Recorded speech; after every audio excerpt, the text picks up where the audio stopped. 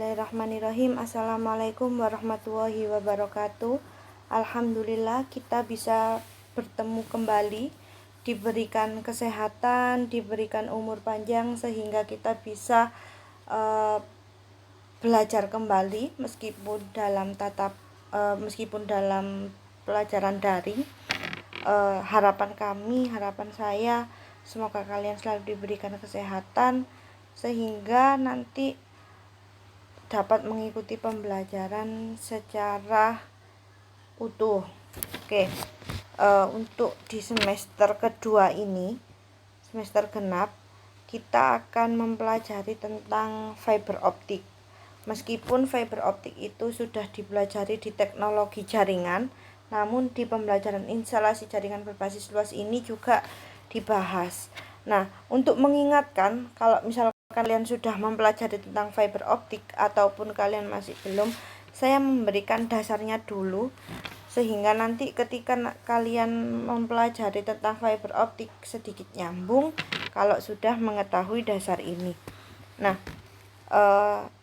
saya selalu memberikan pertanyaan ke kalian. Pernah enggak kalian berpikir bagaimana saya bisa berkomunikasi secara cepat? Bagaimana saya bisa melakukan video call dengan teman? Bagaimana kita bisa melakukan pembelajaran daring seperti ini? Bagaimana kita bisa bertukar email? Bagaimana kita bisa bertukar chatting dan lain sebagainya? Bahkan saat ini lagi marak untuk pembelanjaan online atau e-commerce ya. Oke.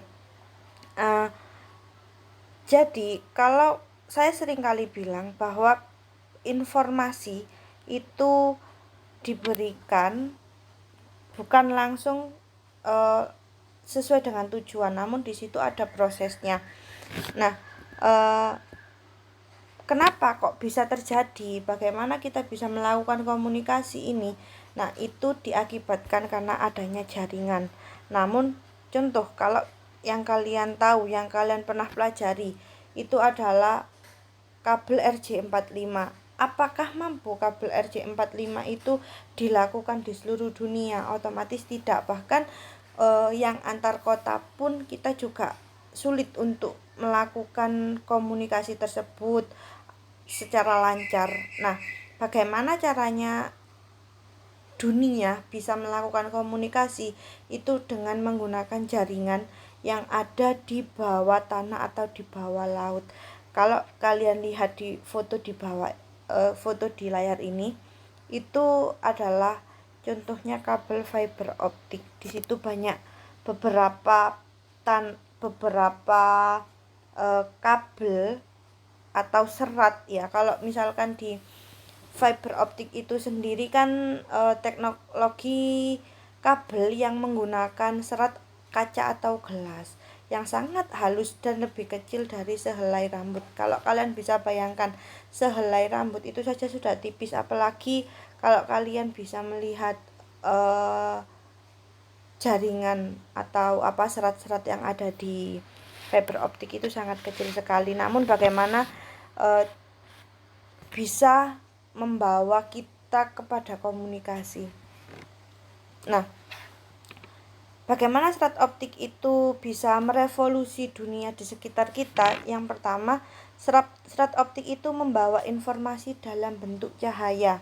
Di dalam fisika mungkin kalian pernah mempelajari ketika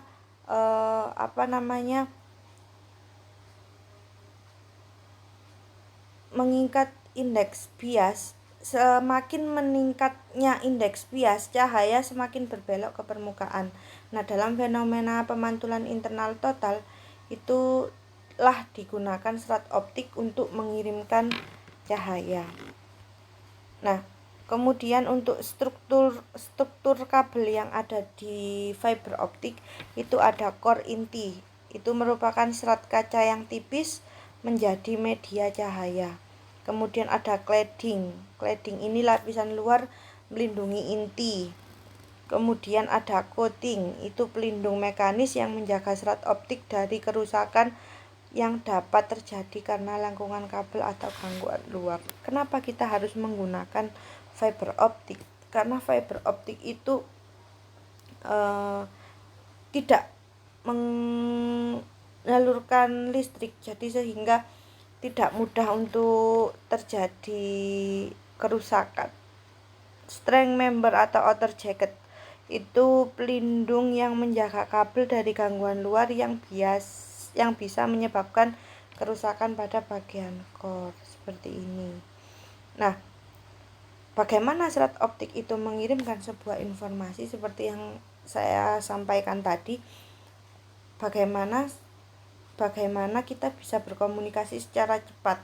Bahkan kita untuk mengetikkan halo saja dalam waktu beberapa detik itu sudah terkirimkan kalau misalkan sudah ada internetnya.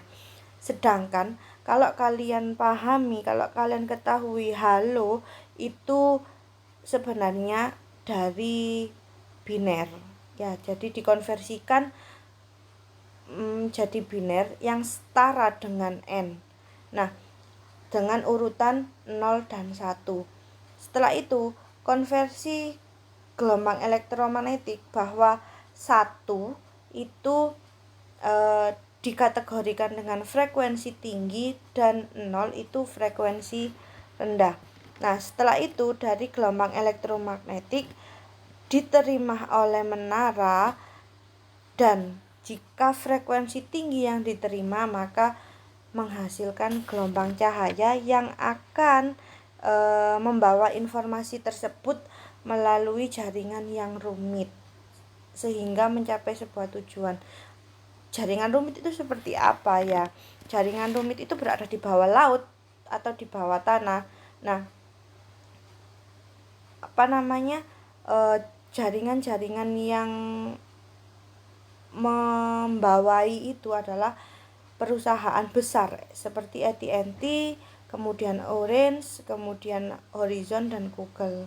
Nah, sekarang di dalam dunia itu sudah di bawah laut itu sudah terkoneksi dengan adanya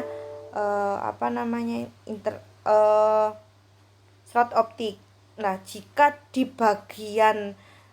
bagian dunia itu tidak ada jaringan serat optik, maka di bagian tersebut tidak ada jaringan internet. Jadi kita bisa berkomunikasi itu juga melalui serat optik atau jaringan optik yang berada di bawah tanah. Seperti itu. Sekian dari saya.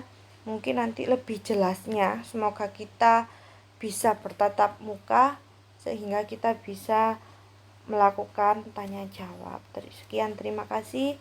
Kurang lebihnya wassalamualaikum warahmatullahi wabarakatuh.